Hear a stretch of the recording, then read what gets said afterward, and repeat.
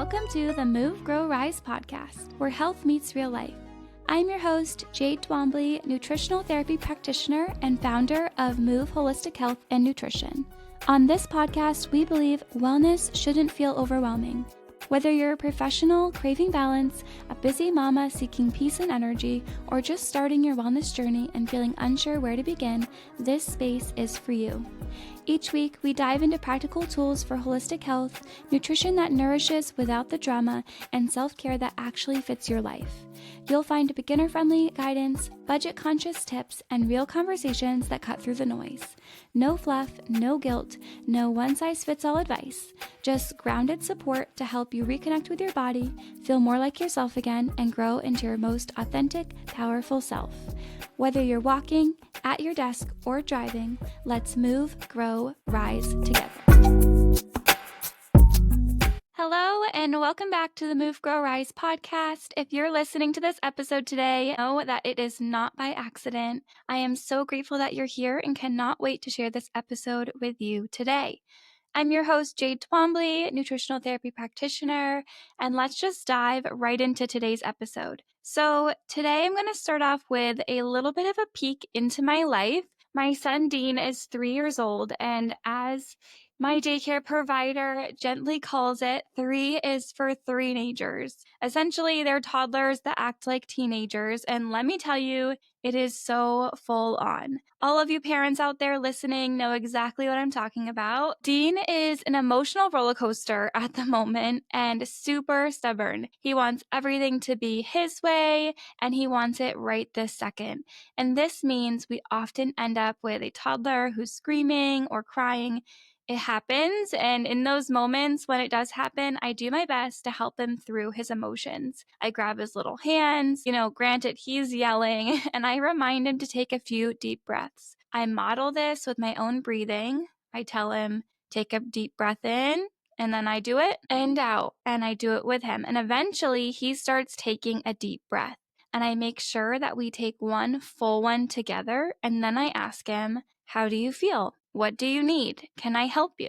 And oftentimes he'll tell me what he needs or what he feels. He'll tell me he's mad or sad. Usually it's just something that my dog Georgia is or isn't doing that he wants her to do. And if it's not Georgia, then he's mad at mama.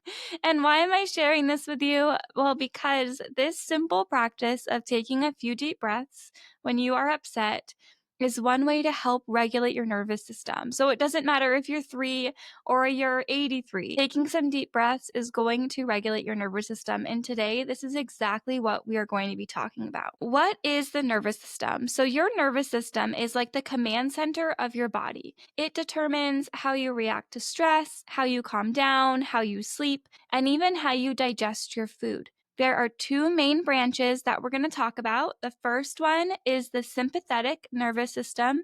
This is your fight or flight mode. And the second is your parasympathetic nervous system, your rest, digest, and recover mode. There is also what is called the enteric nervous system, or the gut's brain, which relates primarily to digestion. And don't quote me on this, but I was listening to something the other day that said that our enteric nervous system may have as many neural connections as your spinal cord. And that kind of blew my mind. It definitely took me back when the speaker shared that. And we're not going to go into the enteric nervous system today, but if it is something that you're interested in, definitely leave me a comment or message me over on Instagram at Move Grow Rise Podcast, and I'll do an episode on that because I love everything to do with your body and with health. But back to the sympathetic nervous system, when you're constantly in that fight or flight mode, your body thinks it's under threat. Your heart rate is going to go up, your digestion is going to slow, cortisol fills your body, and over time, that chronic level of stress becomes inflammation. It becomes burnout, poor sleep. It can lead to disease. And according to the American Psychological Association, chronic stress is linked to 6 leading causes of death, including heart disease, cancer, and respiratory issues. But there is some good news, right? We're always trying to think about, well, what is happening and how can we support this? How can we address it? And the good news is that you have a built-in reset button called the vagus nerve. It's the longest cranial nerve in your body that begins at the medulla oblongata, a part of the brain located in the lower part of the brain, just above where the brain connects to the spinal cord.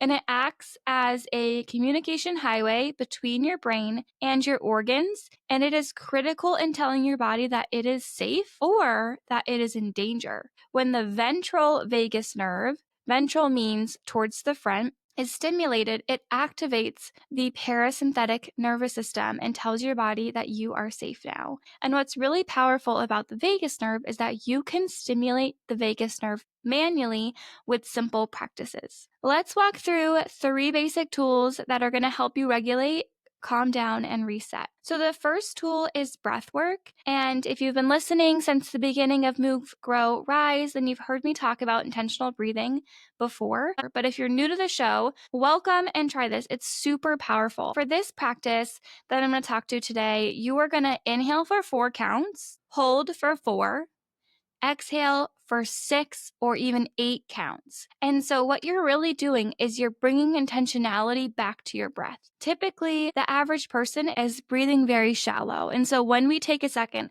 to take some deep, intentional breaths, we really are supporting our body. And research from the Journal of Clinical Psychology shows that slow, deep breathing reduces cortisol levels and heart rate variability, improving your mood and reducing anxiety. And when can you do this? You can do this any time of your day, but you could try in these spots to be intentional. You could do this after you're brushing your teeth. You can do this in the car. You can do this while you're in a meeting. Trust me, no one's going to know unless you're the speaker if you're taking deep breaths in a meeting. Everyone's usually either on their computers, listening to the speaker, or preoccupied. So that's a great place to take some really deep breaths. You can take deep breaths while you're with your kids or just anytime you're feeling stressed and anxious. Just today, I was out for a walk and I was really anxious. I was just feeling stressed. I didn't really know why. I had dropped Dean off at daycare already. And I just felt like this tightness in my chest. And so I went for a walk. I'm doing the 75 hard challenge right now. And so my first exercise of the day is typically a walk. And on my walk, I just reminded myself of this trick of taking those deep breaths. And after about 10 minutes of really taking intentional breaths and being out in nature, I just felt so much better. I could actually feel like my chest relax, my shoulders droop down a little bit, and I wasn't as anxious anymore. And that's how powerful this breathing can be. Okay, we're going to move on to tip number 2.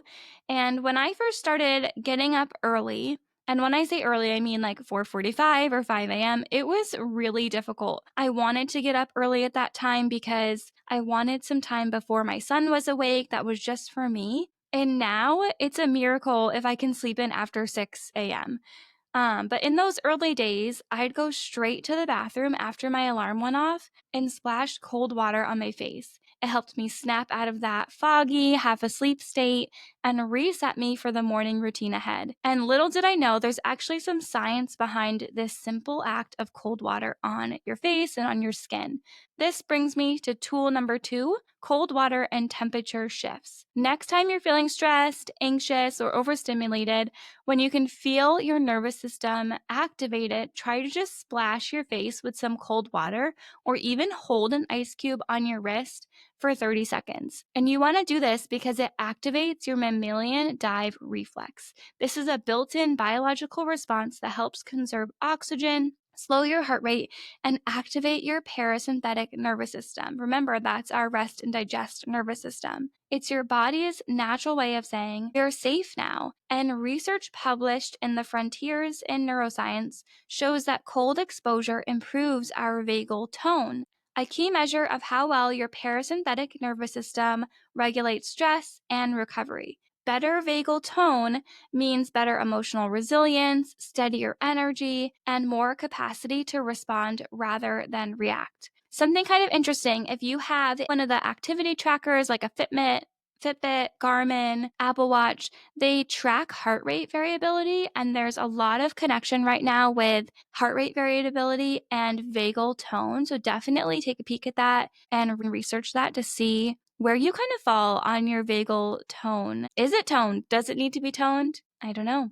it's really amazing to think that once this like desperate trick to wake myself up ended up being a really powerful nervous system tool that I use even today. Like I know when I'm really stressed, sometimes I'll just put my hands in warm or cold water. Cold water seems to be the way to go, but I love a good bit of warm water on my hands. And it's perfect because sometimes your body knows what it needs long before we really understand the science behind it, right? Like my body knew it needed me to splash that water on my face before I even knew that there was a correlation to science and well-being.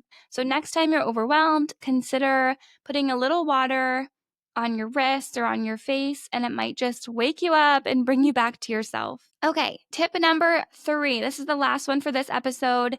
It is grounding through touch and movement. So place one hand on your heart and the other on your belly and gently press your feet into the ground. Notice the ground supporting underneath you and gently sway side to side if you can, like you're rocking yourself to safety. So I'm going to give those directions again. You're going to put one hand on your heart, another on your belly. You'll gently press your feet into the ground. Notice the support beneath you and then sway side to side like you're rocking yourself. This works because touch and subtle movement are powerful tools for grounding your body and calming your mind. When we physically connect to ourselves and our environment, we activate interoception, the ability to sense what's going on inside our bodies. This helps bring our awareness away from anxious thoughts and back into the present moment. Research published in the Neuroscience and Biobehavioral Review has shown that self-touch, such as placing a hand on your chest or your abdomen,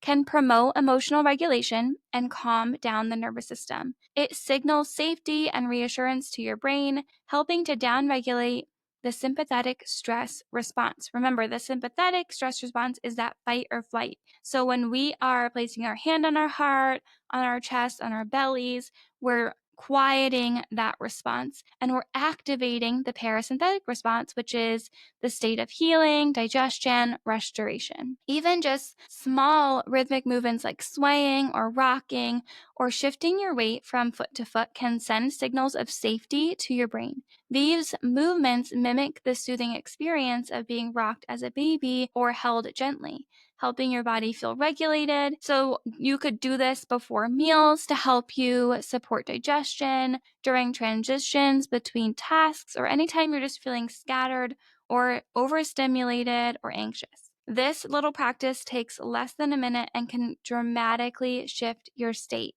You can also pair this with an affirmation too of saying, I'm here, I'm safe, I'm supported. So you would put your hands on your chest and your belly, ground your feet, sway side to side, and say, I am here, I am safe, I am supported. It's all about bringing you back into that very present moment versus living in our heads, which can sometimes be not the best place to stay. Let's be real here, right? Because these 3 tips are great and they all work, but our culture praises productivity. So slowing down can feel really difficult. And for some people, it can even feel like they're failing if they're resting.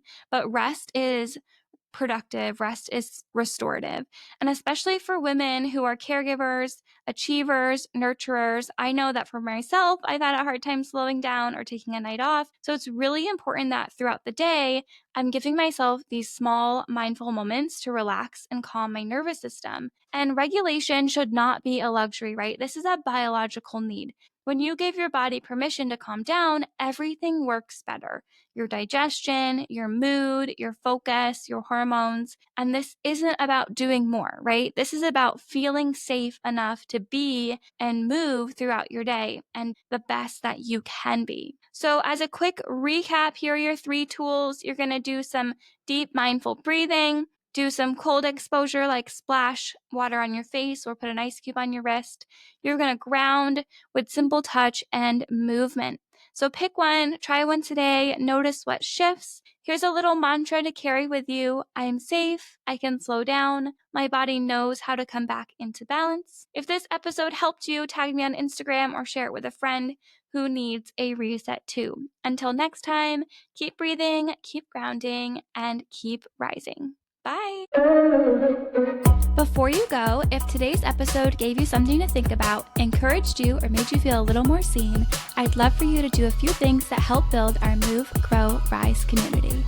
First, subscribe so you never miss an episode. Second, leave a review. Your feedback helps more women find this space. And third, share this episode with a friend who could use some grounded, guilt-free wellness support. And if you're ready for deeper one-on-one guidance on your wellness journey, head on over to Move Holistic Health and Nutrition. That's where you'll find individualized nutritional therapy and support tailored just for you, because your body, your story, and your needs are unique. Your support means the world, and it helps us keep building this community of compassionate, empowered women. Until next time, take a deep breath, trust your body, and keep making those meaningful moves. You got this. The information presented on this podcast is intended for entertainment and educational purposes only, and it hasn't been evaluated by the Food or Drug Administration. This information isn't intended to diagnose, treat, cure, or prevent any condition or disease, nor is it medical advice. One should always consult a qualified medical professional before engaging in dietary and/or lifestyle change.